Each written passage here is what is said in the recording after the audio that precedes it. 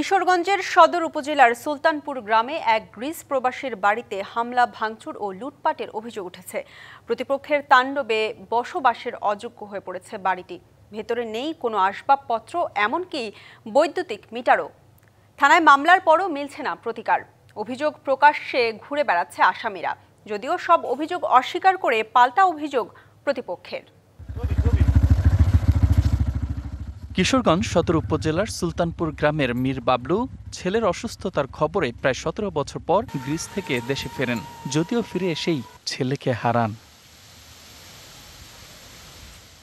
প্রবাসী বাবলুর অভিযোগ, প্রতিবেশী শফিকুল ইসলাম মোহাব্বত ও তার ছেলে রাসেল মিয়া সহ কয়েকজন চাঁদার দাবি করছে।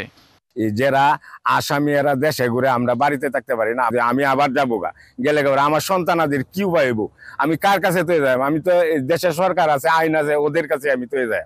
এর আগে জমি জমা নিয়ে বিরোধে 2022 সালে প্রবাসী বাবলুর বাড়িতে হামলা ও লুটপাট হয়। এ নিয়ে মামলা হলে আদালতের আদেশ পালন করতে গেলে পুলিশের ওপরও হামলা করে মোহাব্বতের লোকজন।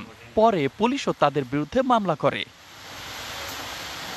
মাঠের অলরাউন্ডার আমি, আর ঘরের allrounder Tylox. Tylox toilet cleaner, clean মানেই টাইলক্স। সবশেষ গত 26শে মে বাবলুর বাড়িতে আবারও হামলা হয়। অভিযোগ, এ সময় বাবলুর ছেলে রুহুল আমিন তানভীরের ওপর দেশীয় অস্ত্র দিয়ে হামলা চালিয়ে বাড়িঘর কুপিয়ে তছনছ করে সর্বস্ব লুট করা হয়। বেরোয়ার পর এই পিছন দিয়ে আমার মোহাব্বত 3 কাটতে দিয়ে একটা ফার্ম আসছে। তখন আমি তাৎক্ষণিক সৈয়দ নজরুল মেডিকেলে আমার লোকজনে নিয়ে আসছে, এলাকাবাসীরা। মেডিকেলে থাকা অবস্থায় ওনারা আবার আমার বাড়িঘর একদম তছনছ করে ফেলছে কুবাইয়া। টাকা টুকা ছিল এগুলো সহ, স্বর্ণালঙ্কার সহ সবকিছু নিয়ে গেছে। হামলার পর থেকেই প্রবাসীর পরিবার বাড়ি ছেড়ে পালিয়ে বেড়াচ্ছেন, অথচ আসামিরা প্রকাশ্যে ঘুরে বেড়াচ্ছে।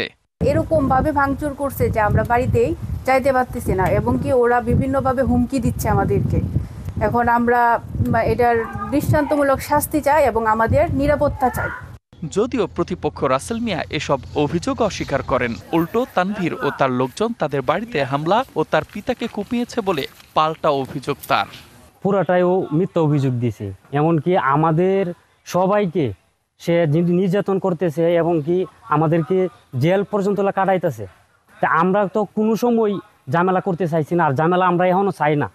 কিন্তু হ্যাঁ, যদি আমাদেরকে বারবার ঝামেলা করতেছে তখন তো আমরা বাঁচতে গিয়ে আমাদের এরকম করতে হয়। এ অবস্থায় পুলিশ বলছে দুটি মামলারই তদন্ত চলছে। উভয় পক্ষে অভিযোগ পেয়েছি এবং আমরা দুটি নিয়মিত মামলা রুজু করেছি। মামলা দুটি তদন্তাধীন, তদন্ত সাপেক্ষে আইনগত ব্যবস্থা নেওয়া হচ্ছে। DBC news desk.